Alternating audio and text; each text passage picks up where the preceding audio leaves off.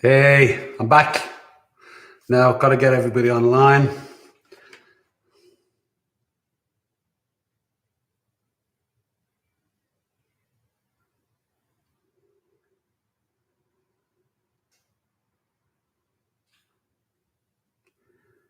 Okay.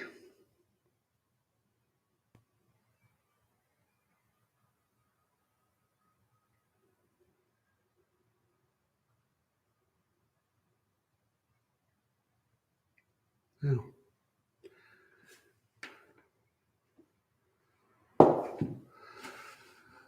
Okay. You've got bodies back in. And Mihaela can hear me. Okay, great. Well, I'm going to give it a moment or two just to let people come back on. I triple checked it today. I knew I set everything up right, but then when I go live, for some reason, the mic doesn't work. Still some stuff to figure out. We will see who's here. There's Paul. Hey, Paul. Giving it a couple of minutes. Had to restart again. There's Guiva. How are you? Had to restart again. Problems with the mic. I thought I had it figured out. Okay. Well, we'll get going. People will hop in when they do. So we're going to talk about yielding today. What it is, how it works, what are the forces involved in it, how does it then apply to the body, and then applying it then to the energetic body, to the breath, and then applying it to the mind. How can you yield in your mind? How does it work? So I'd like to tease all that out. And really what I'm talking about today is the ability to create space. So how do you create space physically, energetically, and mentally?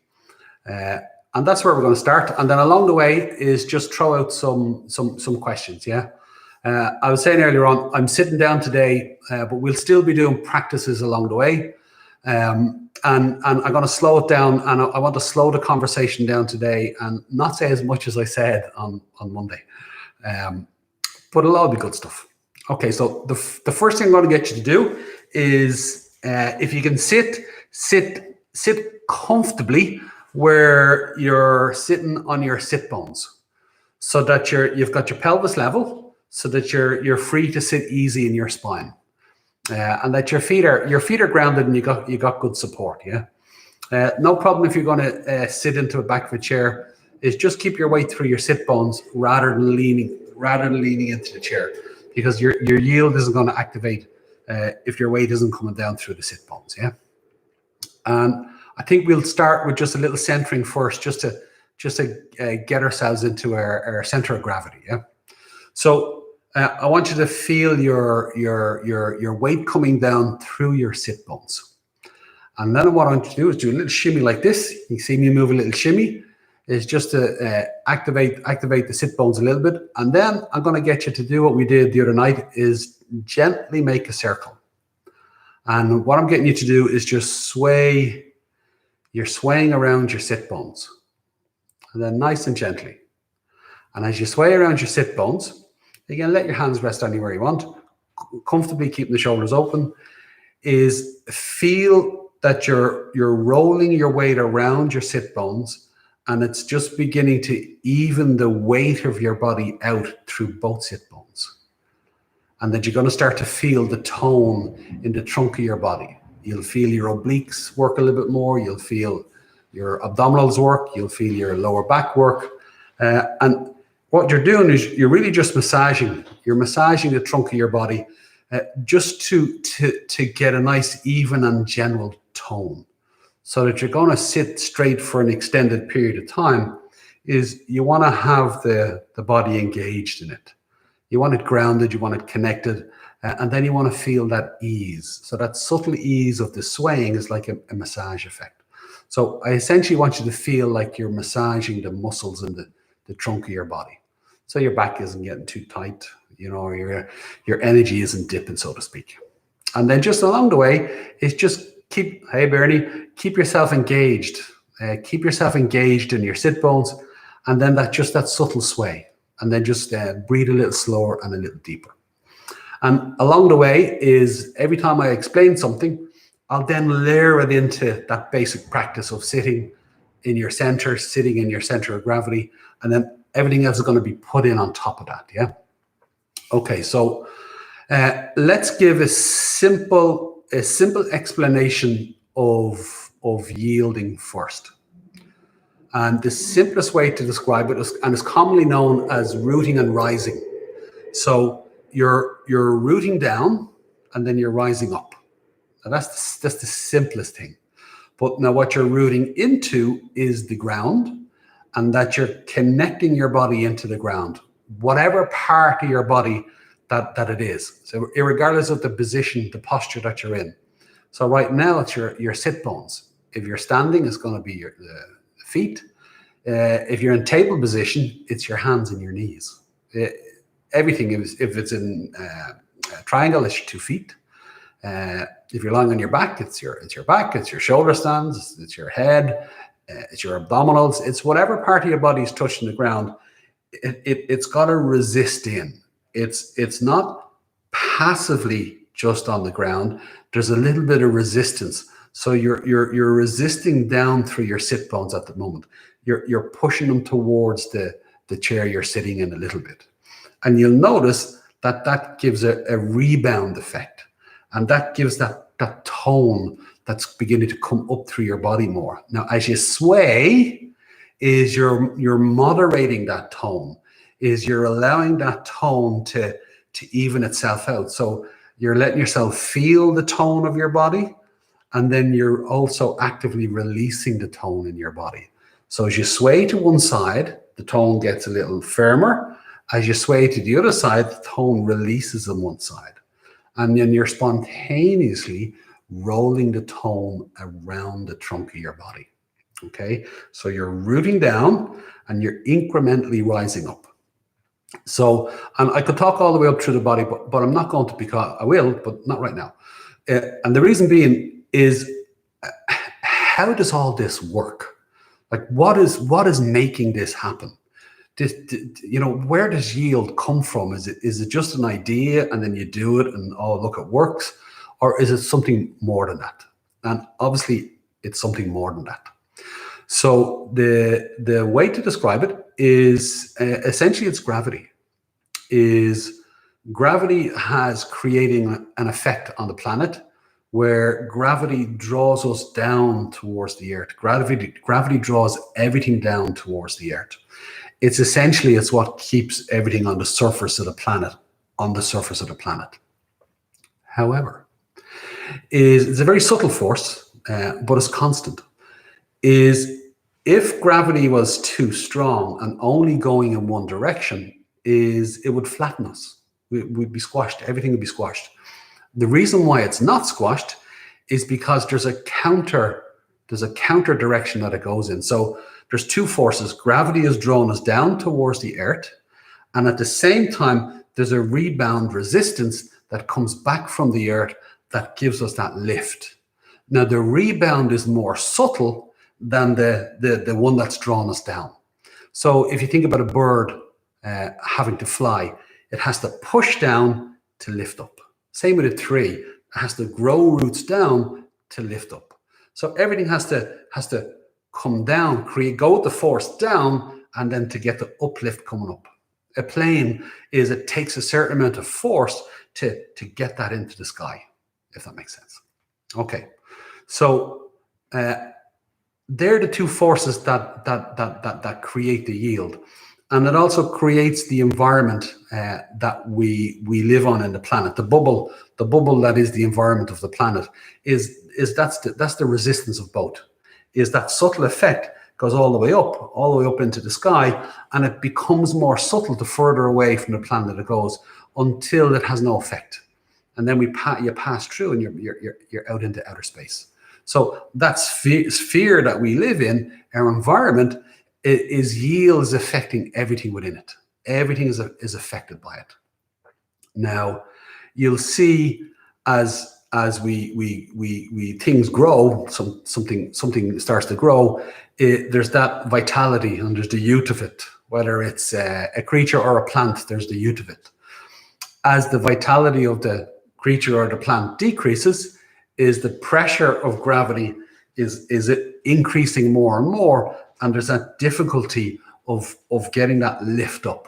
So again, if you think about how a person measures their vitality, is somebody who's able to maintain their vitality is very much moving within that state of yield. And that yield can affect many levels, because you can be vital in your body. You can have an energetic, vital body. You can be vital in your mind, if that makes sense. You can be vital in every moment, every thought, every feeling. And it's all based upon the yield and how you hold yourself in it. What do I mean by that? Imagine a person is physically collapsing in their body. So they're just slouching down. That creates a heaviness. That heaviness is very much to do with the gravity drawing us down and not having a ground to stabilize ourselves, and that we're basically collapsing into the ground, and it's coming through our body. Our body starts to collapse down. That would be no different than if we start to collapse at an emotional level or collapsing at a mental level. Literally, it's collapsing. The thought process is collapsing. The thought is collapsing. How we feel or the emotions begin to collapse. It's that same effect. It literally is. It's the baseline of everything that collapses. It's that force that is affecting it. Okay. So now, again, this is assuming if a person doesn't realize this, is we can attach that collapsing to the things that are happening in the body or the things that are happening in life. This is making me feel this way, and my body's making me feel this. And really, it's that effect of collapsing in the yield, in the force, is we're constantly struggling with it. I'll tell that story further as we go along, yeah? Just so you understand that collapsing nature of it, yeah? So again, if a person doesn't know any better, is they won't know, their awareness won't know to go find the ground, to center themselves and stabilize themselves, whether it's physically, energetically, emotionally, mentally. Stabilize yourself in the rooms of your life, and the people in your life, the situations. It's the same practice once you understand it. That's where it gets very powerful. No, I haven't checked for questions. Okay, no questions. I'll keep going. Now, again, if somebody isn't aware of this, but they're experiencing the collapsing, is what they'll have a tendency to do is then prop up. Is they'll prop themselves up. So in their body, is if they don't like the slouching, is they'll throw the chin up, and they might throw the chest up, and it creates again a compression in the neck or compression in the lower back. It's the same as collapsing. It's that same experience of compression in the body. It takes a huge amount of effort to prop your body up. So what happens is that people lock into their joints to try and hold themselves up in that propped way. And when you hold yourself in joints, some muscles get really, really tight and other muscles get really, really weak. And propping will only last for so long before a person gets exhausted. And then something goes in the body. They'll pull something or hurt something, and then they start to suffer. That's the same at an emotional level or a mental level. A person can be emotionally propping themselves up, constantly trying to feel good, constantly convincing themselves they feel good, mentally telling themselves that they feel good all the time. It's that propping oneself up into a state where a person's trying to convince themselves of something rather than allowing themselves to feel the authenticity of it. It's the same thing. It's that propping motion. And you could put it into anything, any thoughts, any feelings, any situation in your life. It's that propping effort.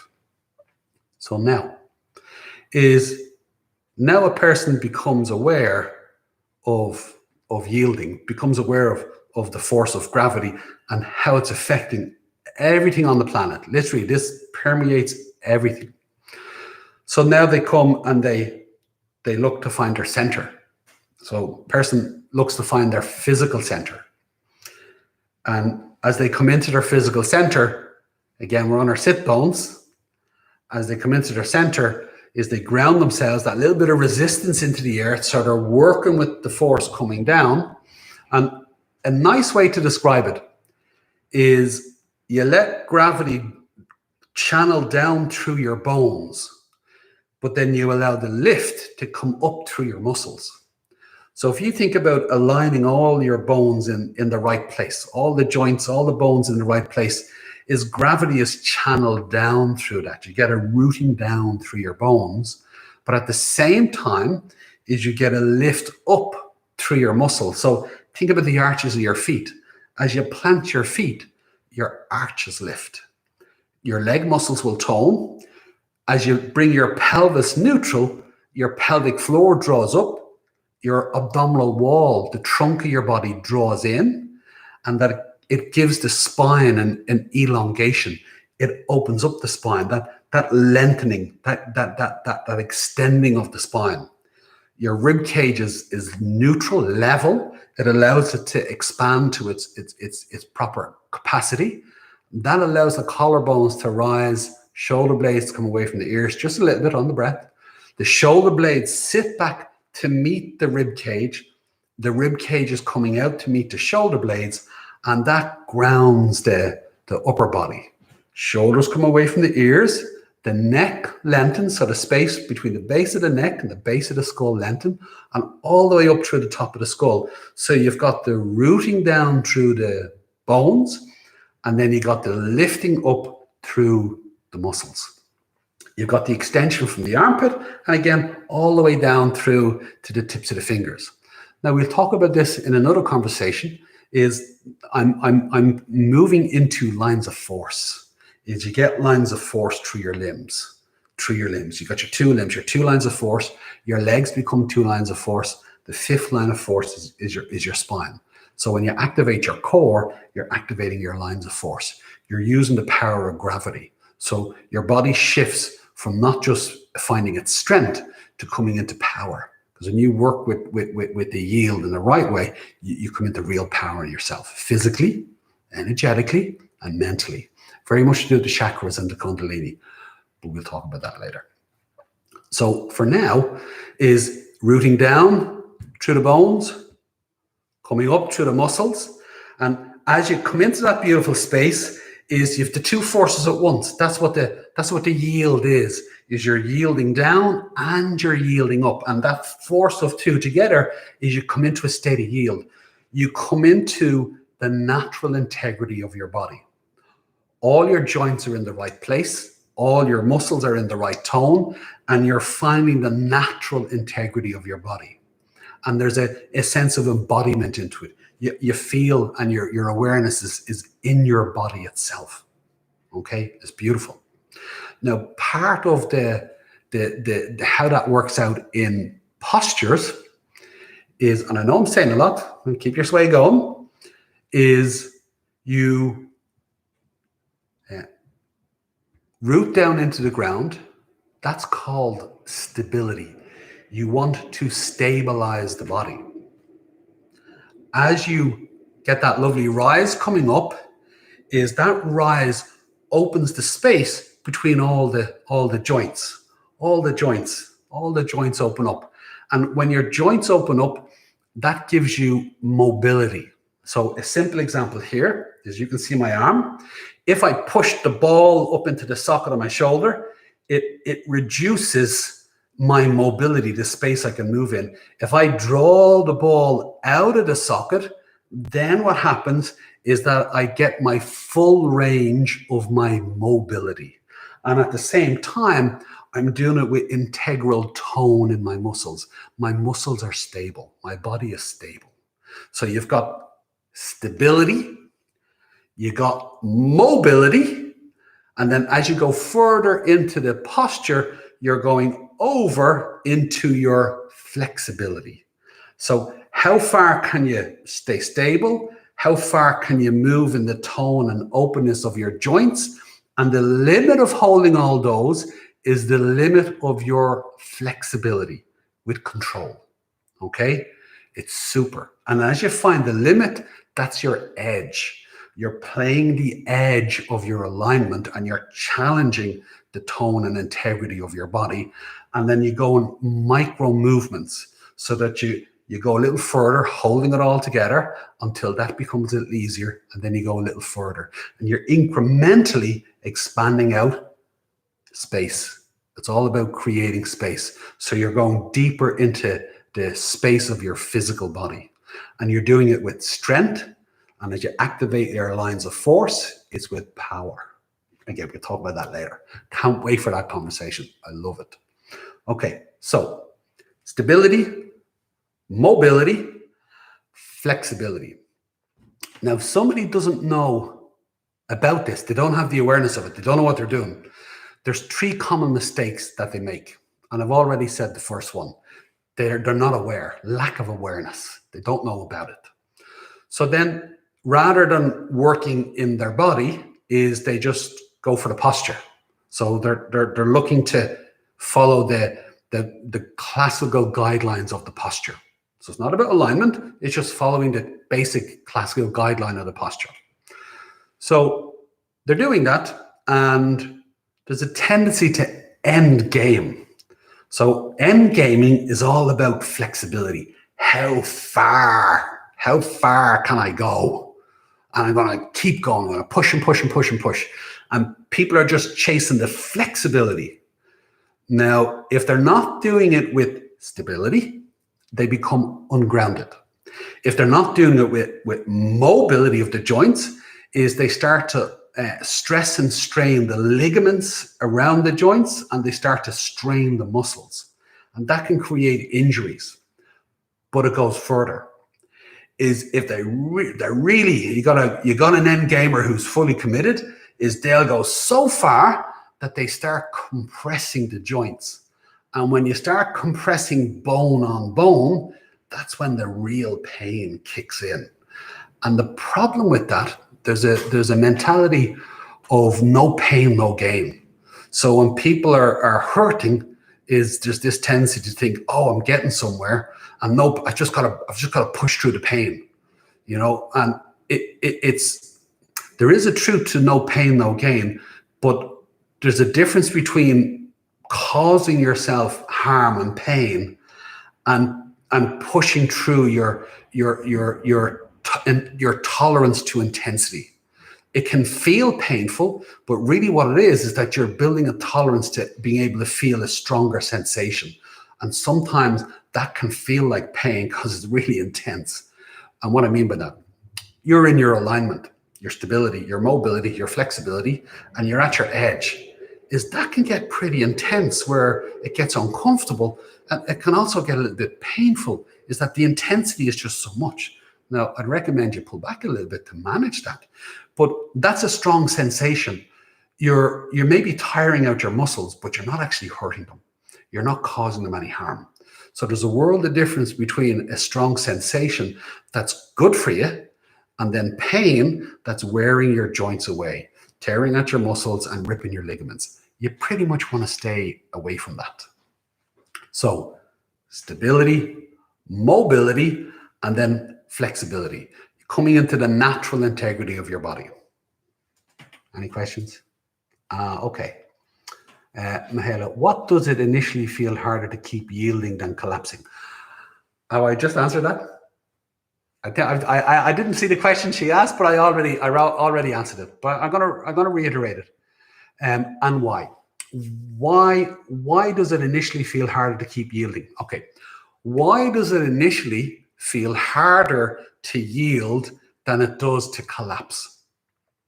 This is why. If I got you to, don't do it now, but if I got you to go into table position, so you're on your hands and your knees, we're not going to do yielding. I just said, I'll put your hands on the ground and I just want you to just hold it there. And if a person didn't know what they were doing and they're sort of relaxed into it, they start to feel their weight and they're not really sure what they're doing, what they'll do is they'll lean into the butt of the hand. Just instinctually, they lean into the butt of the hand and the shoulders will bunch a little bit. They might even lean into a hyperextended elbow. And what's happening is that they're leaning into their joints. It's like when somebody stands and they lean into the heel and they lean passively into the knee joint. They're hyperextending the knee joint.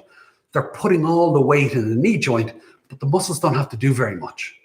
So when we're collapsing, we're leaning into joints, initially it feels like there's not much effort. But the longer you hold that, at some point, it's going to become uncomfortable. And then it's going to go beyond uncomfortable to painful, because it literally is. It's pain, it hurts. So, and it's only going to get worse. So initially it feels easier to just collapse and lock it to joints.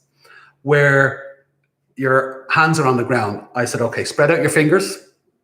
Now open up your hands, press them into the ground. Immediately you're like, Jesus, my hands are really working. Now what I want you to do is gently rotate the elbow out slightly, take the shoulders a little bit away from your ears, and as you push into the ground, feel that lift up to your arm, through your arm. You're going to feel that tone incrementally getting stronger through your arm. So you're yielding and you're like, 5, 10 seconds in, 15 seconds in, you're like, oh my God, I'm really working here. You are. So you got to build up the intensity so you can regulate the tone. Is you don't have to brace into the tone. You can just hold the tone. You can even learn how to soften the tone. So you're just doing enough to hold your alignment, and you're not doing any more than that. It's a little bit more on the practice. But my point is, or Mahela's point is, why does this feel harder? Because you can feel all of your muscles working, and physically it's more demanding. Now you're building your strength, but physically it's more demanding. And the intensity of feeling all your muscles working together, even if you're not bearing your whole weight, but yet you can feel weight, it's the engaging all the arm muscles together, if you're not used to it, has its own intensity. And you can huff and puff, and people huff and puff, and I go, okay, and breathe now and focus. And as people settle into it and they relax into the tone, the relaxation part is the other half of it, is that you let the body tone and then you relax into the tone. So now you're relaxing into your strength. And the more you do that, you're finding that there's a force that's moving through you. As you resist into the ground, is that tone naturally happens. So when you don't fight the tone in your arm and you just allow the tone to move through you, what you need to do then is just focus on it, breathe into it, and soften into the natural integrity of your body. Your body has its own natural integrity. Look at how kids, what are they like? They're bouncing around the place, boundless energy, because they're young and the body is full of growth. Is they're in that vigor and vim. They're in that natural integrity. Is as we get older, we just got to become aware of what's happening to maintain it, or else we have a tendency to lose it. But you can hold it for your whole life if you're moving within those lines of force, if you're moving within your alignment and maintaining your yield. So I see a question here from Paul. My sound has gone, Bernie. Okay. Nobody else is saying their sound is gone, so did you press a button, Bernie? Did you press a button? I don't know. Okay, Paul. How do you best measure the edge of your yield in different parts of the body, if different parts will yield easier than others? Okay, so Paul's asking the question. I was talking your stability, your mobility, and then your flexibility, and you're going as far as you can, but you're keeping your joints open, and you're keeping your stability, and then you're finding your edge, and you're looking to play with that edge, and you're moving in micro movements. So Paul is basically asking, is how do some of my joints are more mobile than others. Some are tight, some are freer. Some of my muscles are stronger, some of my muscles are weaker. Is a simple way to describe it is, and I'll use it this way. I remember my practice years ago that I used to be far better on my right side than I did on my left side. Is I could go deeper into postures on my right side than I could my left. And I used to really throw myself in on the right side, and then I'd try and throw myself into the left side, couldn't keep it, and then I'd be really critical of the left side of my body. And then I realized after a while, this isn't really working. And I started to figure out what it was to be centered. And then I started to figure out the balance of it. And then I realized that my right side has strengths and my left side has strengths. And I'll ask it to you this way, is if you're washing a pot, which hand do you hold the pot with? And which hand do you wash it with to scrub it? So I generally hold pots with my left hand, wash them with my right hand. That's fine. That's a tendency I have. I'm always switching over just to play to build the strengths on both. But let's get a little bit more serious about it. You're hanging off a cliff. You're hanging off a cliff. It's not a good situation. You've got handholds in front of you, okay, and you've got to get up to the next level. Which hand are you better to hold with, and which hand are you better to search for another grip with? Which would come more naturally to you? Which one can you hold longer with? Sometimes people will say, oh yeah, I'll use my right. But the right isn't used to holding. For me anyway, my right isn't used to holding. My left is used to holding. So if I'm on a cliff, I'm going to hold with my left and search with my right. And I'll pull myself up, I'll hold with my left, I'll search with my right, because that's the way I'm used to doing it. That I'm using the strengths of both sides. So why am I saying this? Is I remember that on my right side of postures, I was much more dominant. So then what I did was I decided that rather than always focusing on my strengths and having my strengths lead my practice, I said, I'm not going to let my strengths lead my practice. I'm going to let my weaknesses lead my practice. So I'm going to focus on what my weaknesses are, and I'm going to hold them as my new edge. So my edge isn't my strengths anymore, it's my weaknesses. And I'm going to learn how to root down in my weaknesses.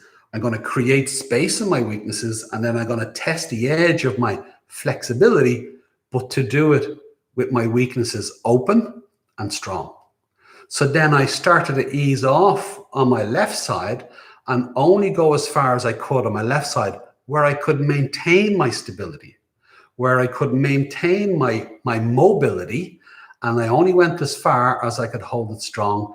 And I started to practice micro movements and finding a whole new space in my body that I wasn't looking for. And I started to build my weaknesses so that they could become strong. And equally, I started to notice on my right side, while my right side liked to throw itself into things, is when I pulled it back and asked my right side to hold it a little longer, it wasn't that strong. It was flexible, but it wasn't really strong. So then I realized that what I thought were my strengths were only strong as long as I was looking at the flexibility. But when I looked for the strength in it, the mobility and the stability, it wasn't there so well. So again, that opened up a whole new edge for me and my body. And really what I was doing, I was looking to bring both sides of my body together so that both sides of my body experienced the one center. So now I'm working through one center. I've got one line of force, moving through me. And that I was using the rebound effect, the lightness, to give me tone, but also to give me lightness and space. And then I opened that space and I shared it with both sides of my body. So now in every posture, both sides of my body are fully engaged in it. Neither one is dominating the other side anymore.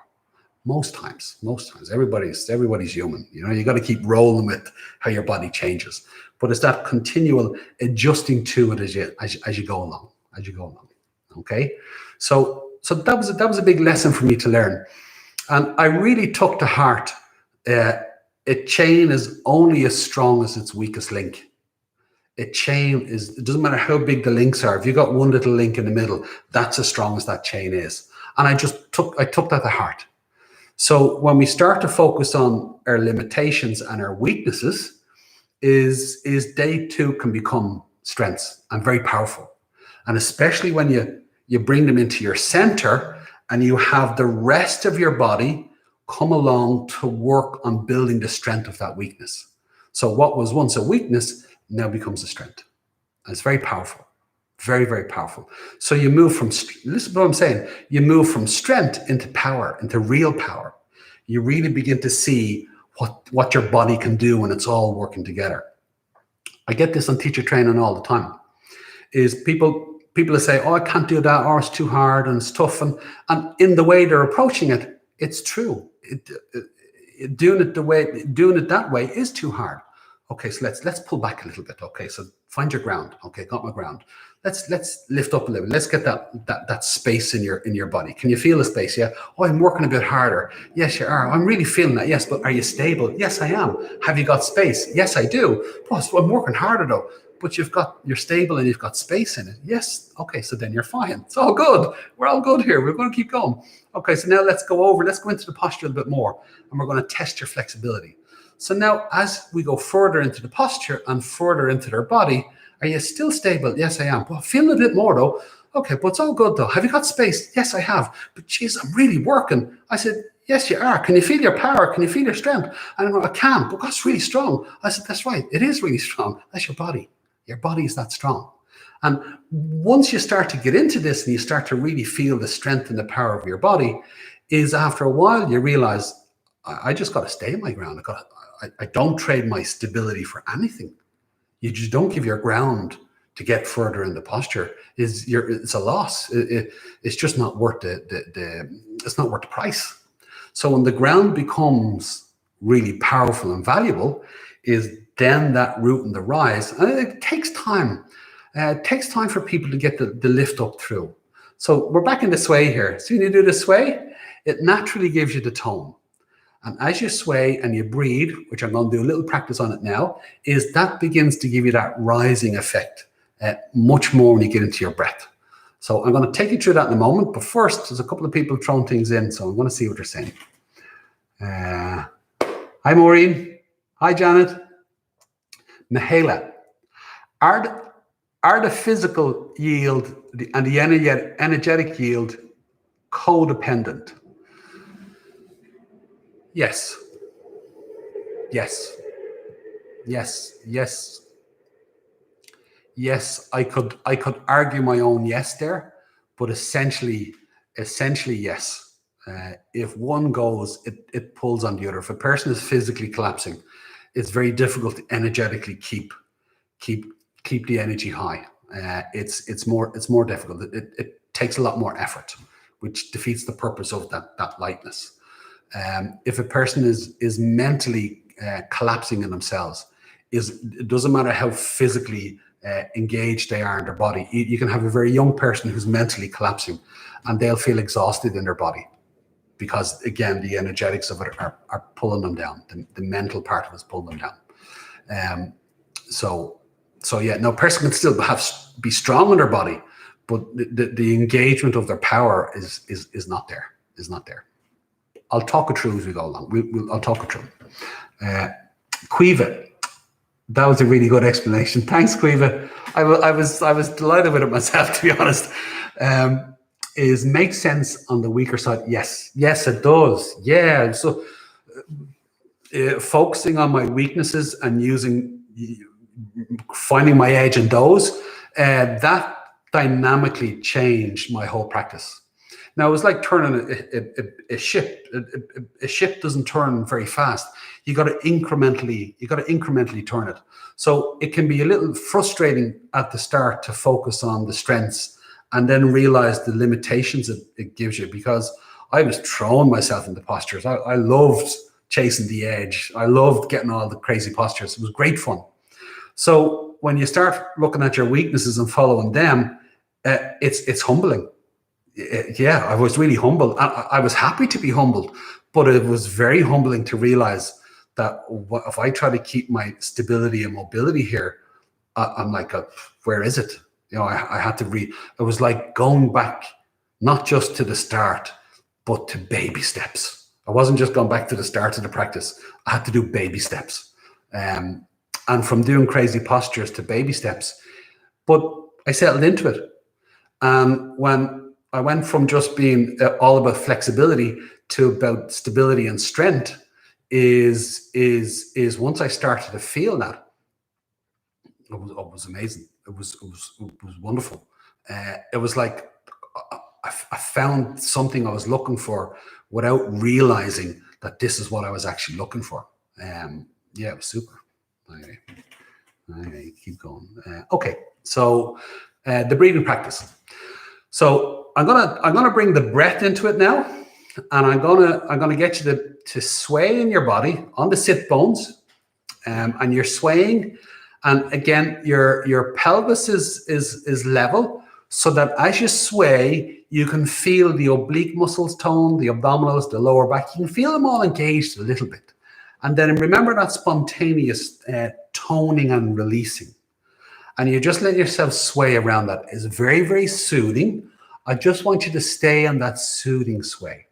Okay, and then I'm going to bring your breath into it. And as I take, layer your breath in, I layer it into the body, and then I'll explain how the breath is also part of the yield, the root and the rise, and the stability, mobility, and the flexibility. Okay, so for this one, you can either keep your eyes open or your eyes closed, whichever is most comfortable for you, yeah? And I want you to become aware of your breathing. And then notice that anytime we become aware of our breath, the first thing we do is we control it and we take an inhale. We breathe in. Okay, it's never out, it's always in. So notice now that you're aware of your breath, and what I want you to do is, rather than overly control your breath, I want you to just slow your breathing down a little. I was saying on Monday, it's like freewheeling down a hill and gently tapping the brake. Is just be willing to slow your breathing down so that it naturally brings more breath into your lower lungs. So you feel your navel expanding a little bit. Once you feel it a little bit, great. You want to feel a little bit of movement in your intercostal muscles in your rib cage, just a little bit, expanding and contracting. And then a little bit of movement in your upper chest. It's expanding and contracting. And just a little. So you're using all of your lung, but you don't have to use the full capacity of your lung. And then you'll notice that sometimes your breath is deep, other times it's shallow, and then it's everything in between. And basically, that's just going with the natural ebb and flow of your breath. It's always like that. It literally has its own depth. Each breath has its own depth. Each breath is like a life in itself, and you're just breathing it. So a little bit in the navel, a little bit in the rib cage, a little bit in the upper chest. And then you're gently swaying. You're not just centered, you're in your center of gravity. And again, as you breathe, I want you to now just breathe a little deeper into your rib cage when you get to it, in your own time. So when you feel your rib cage expanding a little bit, your rib cage will expand and it floats up a little bit. There's a subtle lifting of your rib cage, and that's going to create a lengthening of the space between your rib cage and your hip. You get that elongation. It's a subtle one, but you only need it to go a little bit, and all the muscles in the trunk of your body are going to tone that little bit more, and you're swaying around them. And as you settle into that sway and you breathe a little deeper on the exhale as well as the inhale, you're going to start to feel this space in your lower spine open up. Your vertebrae lengthen a little bit. They create a little bit of openness in them. It's just a subtle bit. But all you need is a little bit for a big energy. And then you're breathing that pace of breath.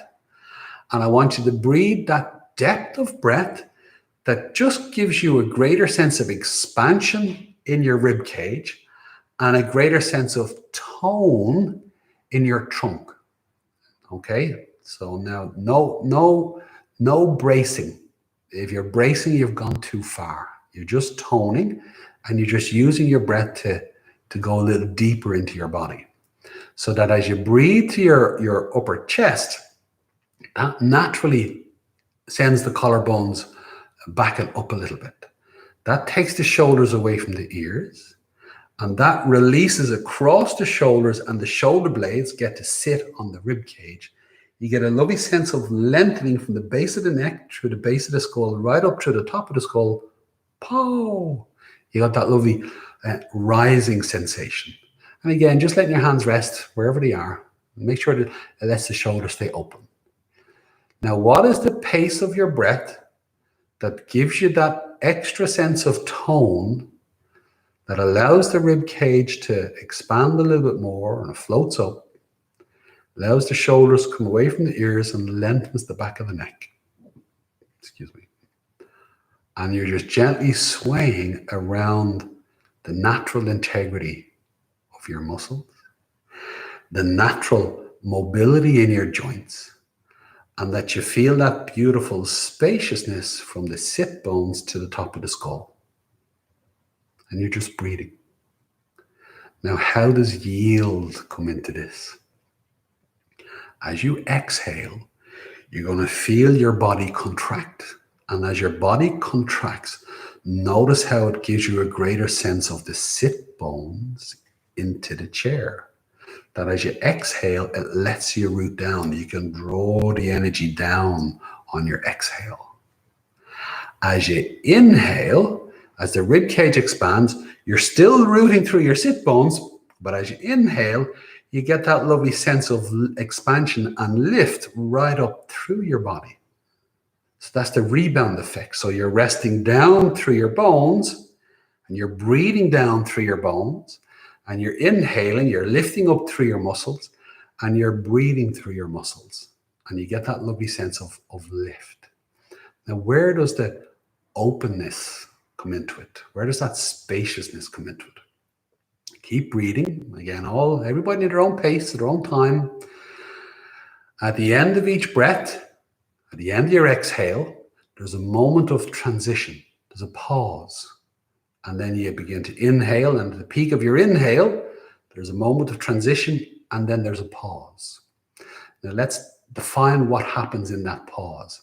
It's very much like a pendulum, that it sways to one side, there's a moment, and then it changes direction. It doesn't stop.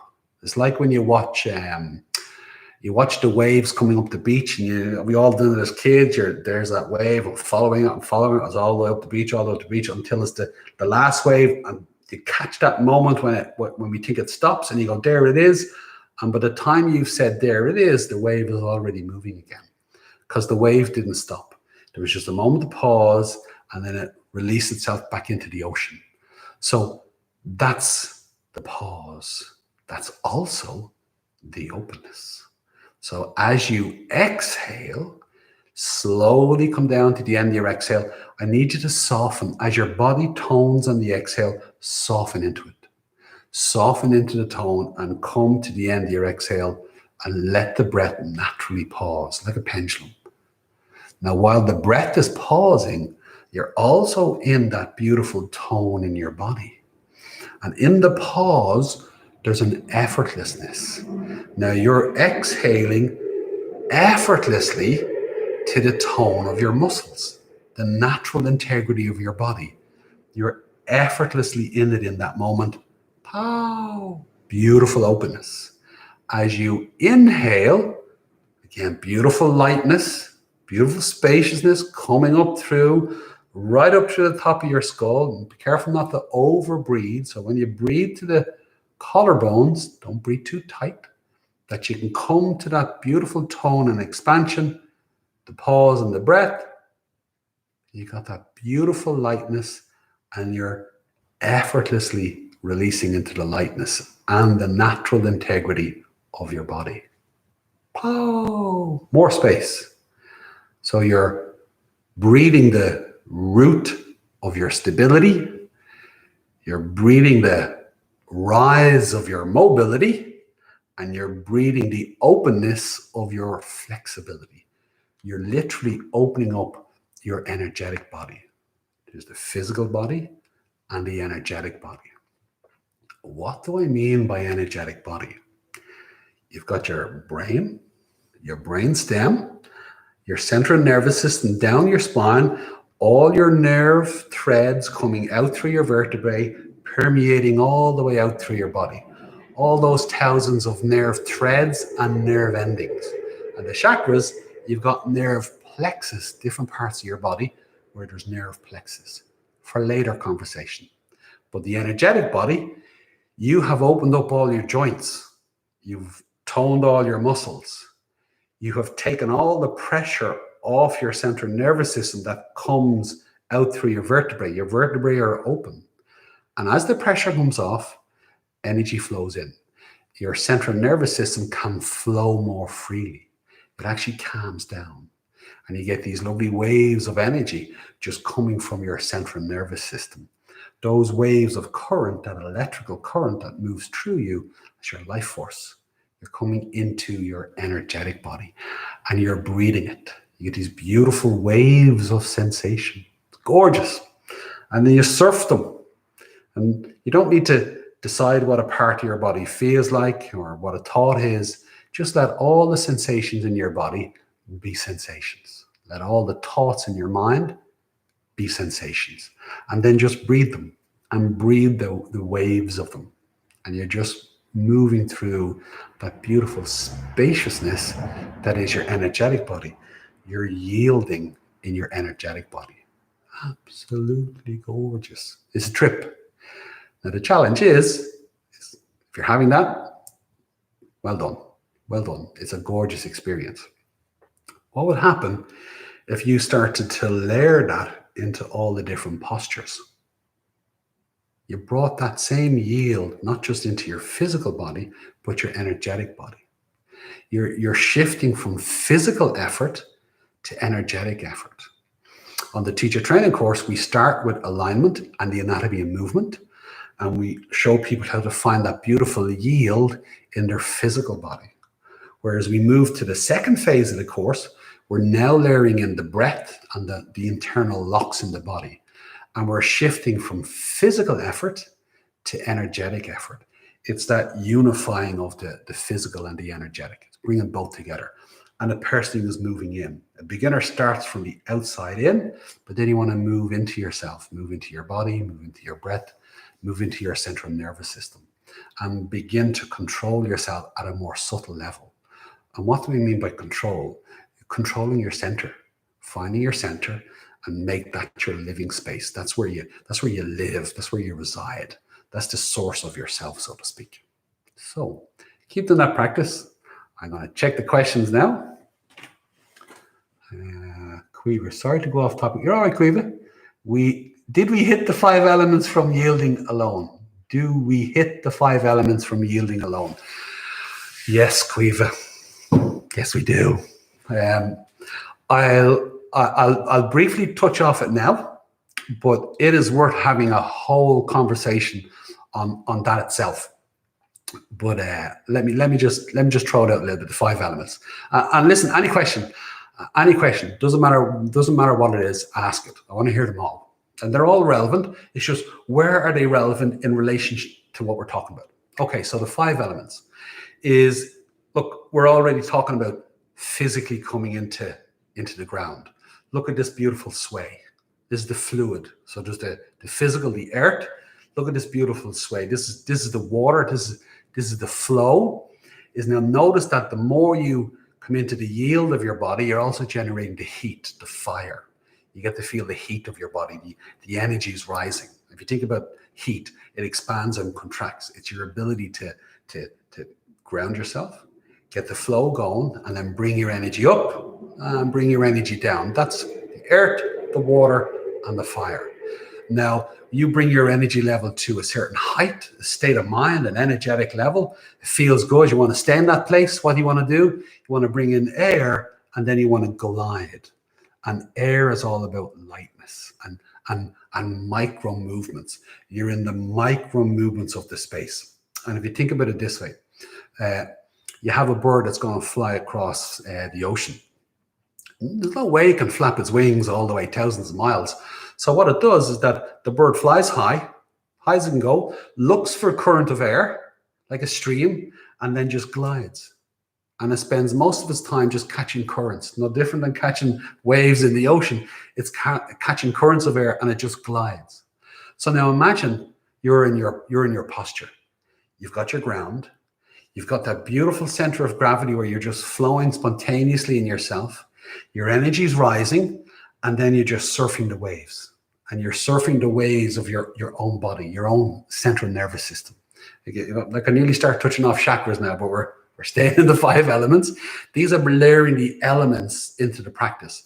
And that the 5th one is the ether. The ether is the space it's all in. So now there's the spaciousness within it. There's a wonderful stillness within it. You're able to hold the stillness of being while holding the integrity of the physical ground, the earth. Then there's the beautiful water, and there's the flow of your center of gravity. Then there's the energy rising, and then you're just surfing those waves, and you're beautifully in the stillness and the spaciousness of it. And they're the 5 elements. We'll have a whole conversation on that another time. And those elements can start to layer into the chakras and different things. Yeah, it's beautiful. I'll tell you one more thing about the elements, because I was actually thinking about this is either today or last night. It was actually last night. I was dreaming about this last night. It was so powerful. You'll hear me talk about being embodied, embodying your body, where you come into the natural integrity of your body and you're fully in your body. You're embodied. Okay. Now imagine doing the same thing with each element, that you embody it. You're the earth element. You're embodying the earth element. How connected to everything physical would you feel? Now embody the water element, that you're not just in the flow state, you're flow itself, that you come into the universal nature of it and you embody each one of the elements. Do you get that? Very, very powerful, super, amazing experience. If you think about this from the point of view of how does society, how does the consciousness of the world need to view itself, humanity need to view itself in relation to the rest of the world, everything else, is the only way that society, people are going to actually focus on the earth and looking after it in the right way, is when consciously we actually embody the earth itself. We embody the elements. We embody what it makes up, so that ourselves and the earth are one and the same, and that everything within the earth, that we are one and the same. So when we do harm to one, we do harm to the other. And that it's not just an idea. It literally it is the direct energetic connection that is felt from one to the other. That was my dream last night. Very powerful. But another night we'll have a conversation on it. Okay. So I think I've answered that enough for now, Quiva. We definitely have a conversation on it. So let's talk about how to engage the yield at a mental level. So we've got it at a physical level. We've got it on an energetic level with the breath. So at a mental level, how does it work? Here I am thinking that I'm just talking to people who are on in the yoga classes and the teacher training. There could be people here I've never met, so I won't assume. Mentally, I give this example just to set up the scene. Is mentally imagine that the room you're in now is your mind, and what I want you to do is just look at a wall, a window, the door, a picture. And I want you to recognize that is your mind's screen. That's where all your thoughts are. So, and you're not your thoughts. And the simplest way to explain that is, what's the longest thought you've ever had? And again, most people, the longest thought they ever had is not very long. You can have a stream of consciousness, but the thought itself doesn't last. It's like a flickering screen, if that makes sense. So, but you're not your thoughts. So that allows you to detach from the thoughts. You can come away from it. You can in mentally yourself, you can detach from it. You're not so attached to it. So when you detach from it, then you become aware of the room itself. Now, the room itself is the mind field. Now, that's the ground of the mind. Like physically, the physical earth is the ground. At an energetic level, when you come to the pause at the end of your exhale, you're coming to your energetic ground. That calmness that you feel in the pause at the end of your exhale, that's your emotional center. It's your energetic center. It's where you can just feel itself. It's feeling itself rather than I'm feeling this and I'm feeling that. It's just feeling itself. It's the energetic center, your emotional center. Then mentally, when you're not your thoughts and you become aware of that sense of spaciousness, that's your mental ground, exactly the same as the physical ground. It's that sense of spaciousness itself. And when people talk about, you hear people say, open your mind. That's what they're talking about, is come away from the thoughts, become aware of the mind field, and notice how big it is. And your mind is now opening, okay? Now, within your mind, there's a part of you that's not thought, but awareness itself. So the more you're in this experience, you realize through your senses that you're still watching. You're still listening to what I'm saying. You're still sensing and feeling what I'm saying. And that's not a thought, that's your awareness itself. And that's your mental center. So you're your watcher, your listener, your feeler, and you're finding your mental center. Do you get that? Okay. Now, where is the yield in that? Is what I want you to do is as you become aware of you're not your thoughts and you come into that mental spaciousness, what I want you to do is just ground yourself into it. I want you to mentally relax into that space. So what do I mean by that? Is just become aware of the space. And then which one of your senses is more dominant? Are you a feeler? Then in your mind and that awareness, feel that sense of spaciousness. Is if you're a listener, is get a sense of that silence within your mind. That's your ground. If you're a watcher, is that sense of clarity, the clearness with which you're understanding what I'm saying. That's your mental ground. A nice way to do it is close your, if your eyes are not already closed, close your eyes for a second. Okay, so with your eyes closed, I'm going to get you to get a sense of spaciousness. So with your eyes closed, get a sense of the room you're in. Get a sense of where you are in the room. And if there's anybody else in the room, including your pets, get a sense of where they are too. So you just get that sense of spaciousness. Now what I want you to do is listen to the sounds in the room, in the building, and outside. Okay, just notice those sounds. And some sounds will be close to you. Other sounds will be further away, and there'll be some sounds in the mid-ground. So you got the immediate space around you, then there's that mid-ground, and then there's the foreground. So what I want you to do is pick one of those sounds. And as you focus on it, I want you to get a sense of distance between you, where you physically are, and the sound itself. Now, use your intuition. Whatever you think it is, that's it. You don't need to second guess it. So the distance between you and the sound. And get a sense of that distance. And once you get a sense of the distance, now get a sense of the space in between. And you're opening up your spatial awareness. But you're opening up the spatial awareness of your own mind, your own awareness itself. Now, pick another sound.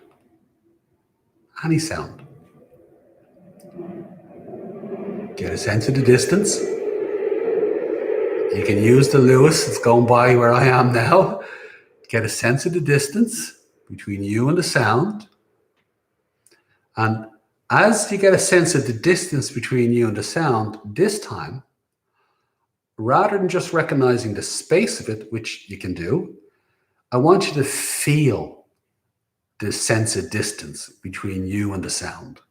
Just get a sense of how far away it feels.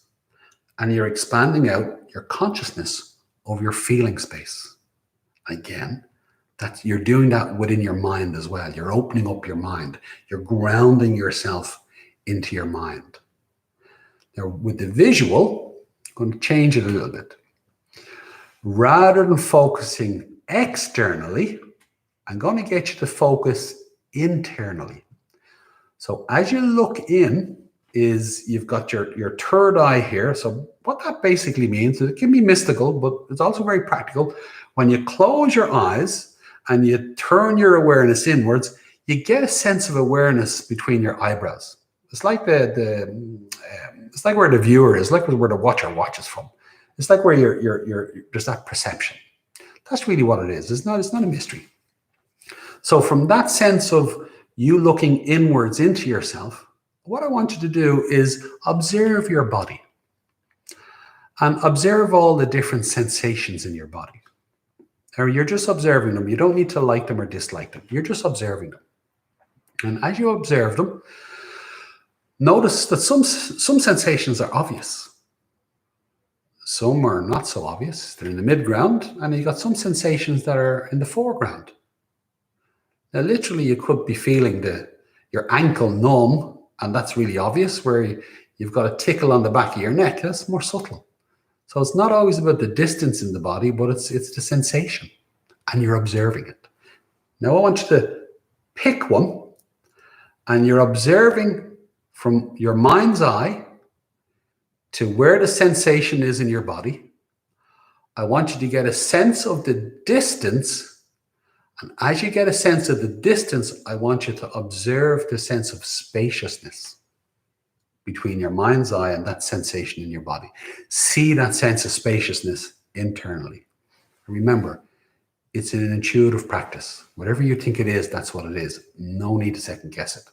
Some people, they go, it seems like a huge space. Brilliant. You're having a big opening in your mental ground. You're winning. Don't worry about it. It's good. Keep doing it. So you're grounding yourself into your mind. Now, next bit of the practice is you're grounding yourself. You're settling into yourself. I want you to become aware of the observer, the consciousness itself. There's the watcher, there's the listener, and there's the feeler. Now, the next practice I'm going to ask you to do, with your eyes closed, is there are 13 people with us now, including myself. There's 14 people. I want you to sit in silence for 15 seconds, and we're all going to listen to each other being silent. So for 15 seconds.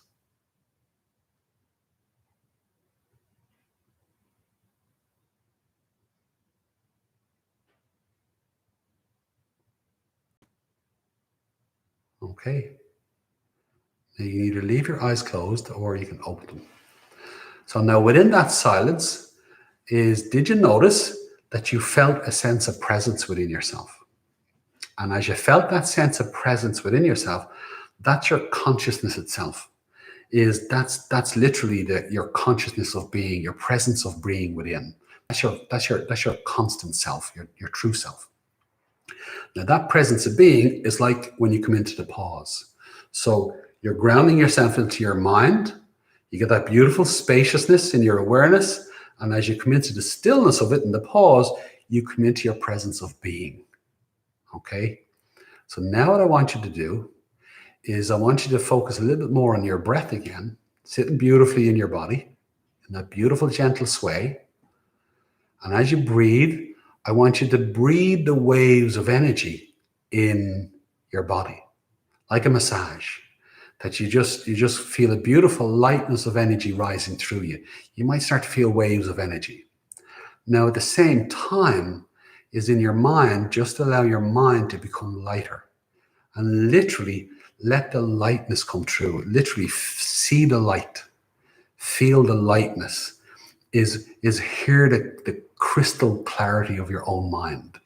Just feel your consciousness expanding, and your consciousness is expanding up. Is that beautiful opening sensation, that wonderful rising sensation, that you're just becoming lighter and lighter in your presence of being. And it's just opening your space. You're just in the spaciousness of your mind, and your presence of being is pervading it. Now, when you do that, is your I drops away. You're letting go of I, and you're just coming into the being. So what happens is you start to get a sense of permeation. Is you come into a beautiful oneness where you're in the observer of the being. Am I saying that right? You're in the observer of the being. Yeah, so you could say that, yeah. You're in the observer of the being, and then the being is everywhere at once. So you got this beautiful sense of omnipresence. And that's that beautiful rising of consciousness. And once you come into that space of omnipresence within yourself, just let yourself open into it. Just release yourself into it. There's a beautiful lightness and a beautiful spaciousness.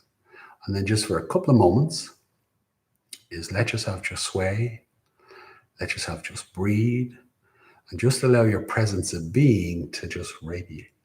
Just let it radiate. It's gorgeous.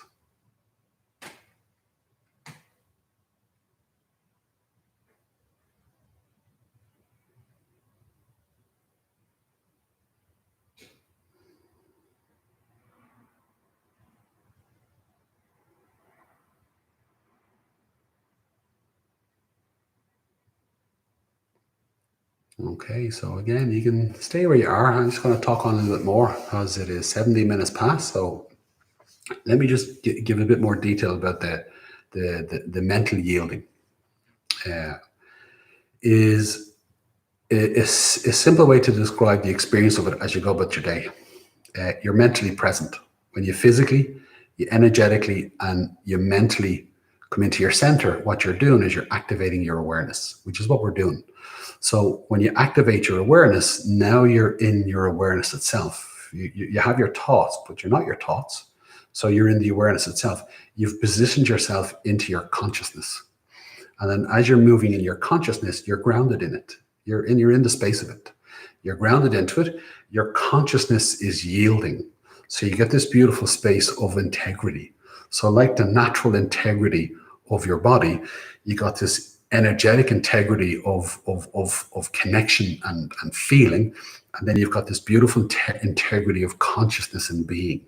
Is you're holding that state of being within yourself, and literally you're yielding in it. You're rooting down, you're lifting up through it, and you're holding it open. Now, your ability to be flexible in it is and adaptable, because that's what it is. Stability, mobility, and flexibility. If you put those three together, it's adaptability. That's what that is. Now, can you put yourself in the different rooms of your life and physically yield, then energetically yield, and mentally yield? Can you do it with all the people in your life? Can you center yourself with them? Can you come into your center of gravity with them? Can you stay fluid? Can you stay engaged with them? Can you raise your energy with them? Can you raise your consciousness? Can you just be with this person? Can you just be in this room? Can you bring that into the situations of your life? Can you ground yourself into them, become present in them? Can you be in your body? Can you be in your physical power in them? Can you energetically be in the feeling of yourself, in the being of yourself mentally? Does that make sense? So it's a beautiful practice. It's an amazing practice.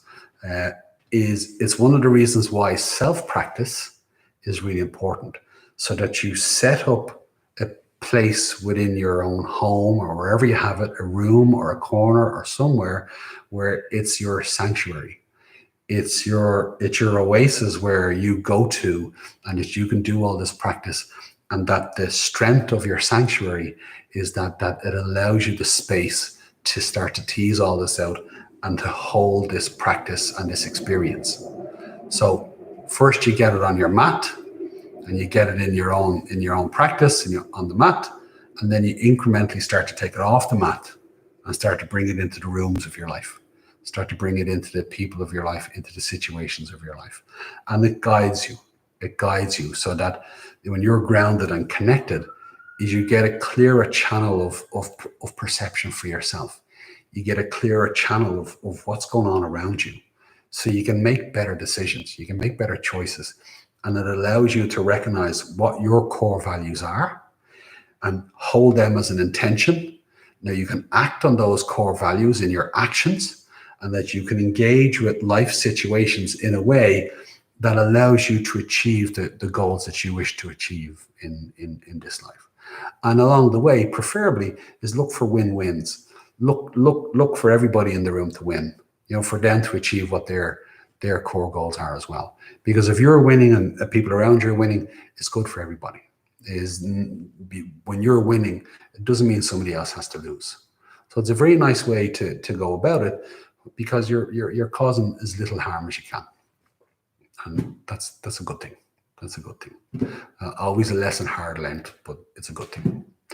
So now I'm going to finish up this session in the next few minutes. It's 7:21. So I am here to answer any questions you have, but if you don't have any questions, we'll finish it up. So let's see what happens over the next 2 minutes. Hi, Colin. Yeah, no problem, Colin. I will have I'll save this. This will be online that you can check it out tomorrow or whenever you're free. Yeah, and I'll pull snippets out of it as well and upload them as well. Okay. So now I'm hoping everybody's in that beautiful. That was really nice. I hope everybody's in that space. So.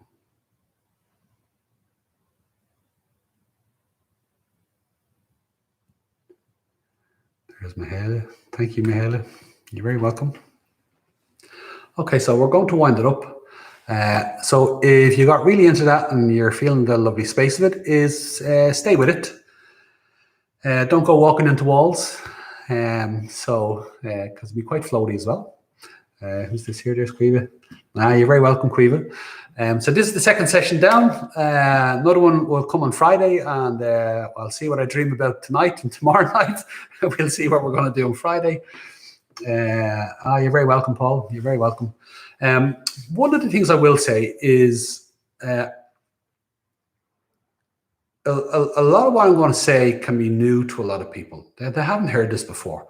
It's not a lot of it's not what you're going to get in a regular yoga class. So if it's new to you, is take the bits that make sense to you and apply them on a practical level. You don't need to understand everything. Just go with it, and then whatever works for you, brilliant. Let that work for you.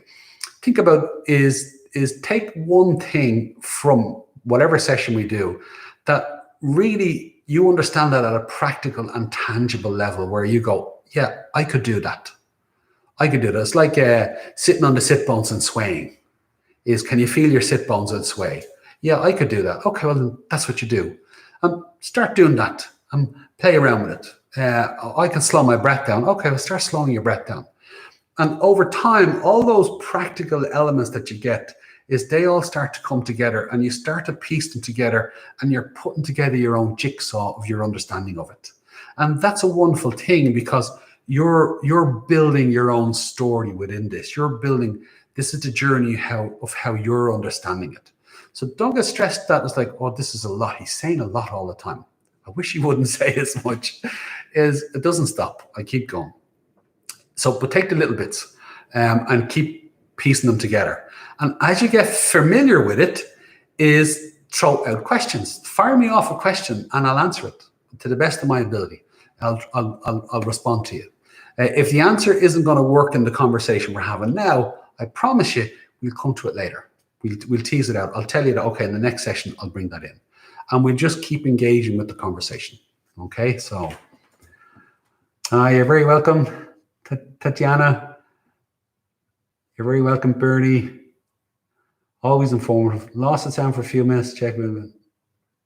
That's okay, but she can listen back. There's Anne-Marie. Thanks, Anne-Marie. Okay, so everybody, thank you very much. Thank you. I really appreciate being here and the opportunity to do this. Yeah. Thank you.